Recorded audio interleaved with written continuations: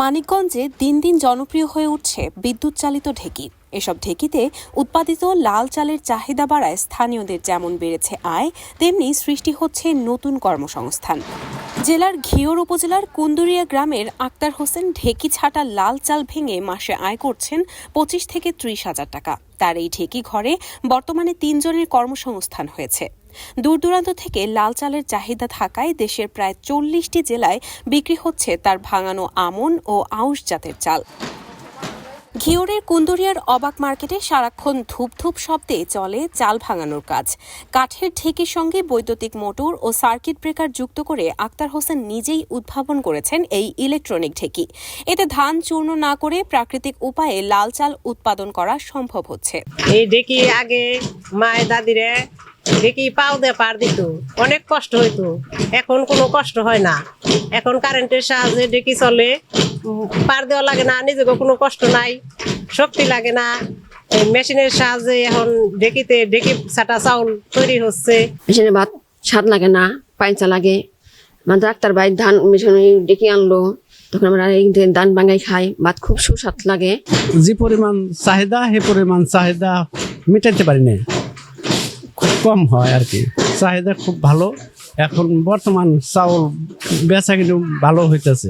2020 সালে তিনি হৃদরোগে আক্রান্ত হন। চিকিৎসকের পরামর্শে লাল চালের ভাত খাওয়া শুরু করেন। সেখান থেকেই ঢেঁকি ছাটা লাল চাল উৎপাদনের চিন্তা আসে তার মাথায়।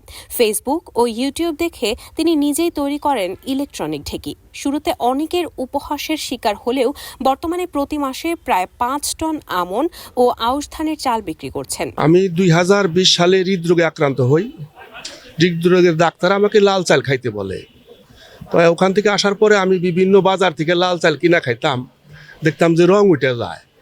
তখন আমি দোকান চেঞ্জ করি, ওই রং উঠে যায় দেখে আবারও দেখি ওই রঙই উঠে যায়। তখন আমি নিজে শখের বসে এখানে স্থাপন করি, নিজে খামু।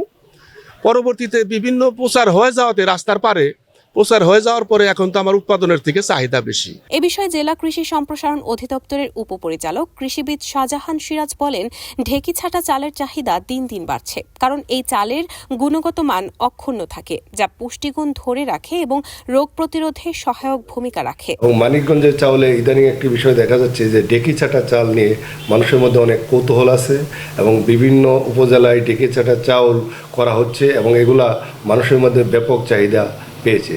কারণ হলো যে ঢেঁকি ছাটা চাল উৎপাদন করলে সেখানে চাউলের যে পুষ্টিমান সেগুলো অক্ষুণ্ণ থাকে এবং মানুষ এগুলো খেয়ে স্বাদ বেশি পায় এবং এটা একটা প্রচার প্রসার খুব ভালো হচ্ছে। প্রযুক্তির ছোঁয়ায় ঐতিহ্যবাহী ঢেঁকি আজ আর শুধু অতীতের স্মৃতি নয়, মানিকগঞ্জে এটি হয়ে উঠেছে স্বাস্থ্যসম্মত খাদ্য উৎপাদন, স্থানীয় উদ্যোক্তা তৈরি ও গ্রামীণ কর্মসংস্থানের এক সম্ভাবনাময় গল্প।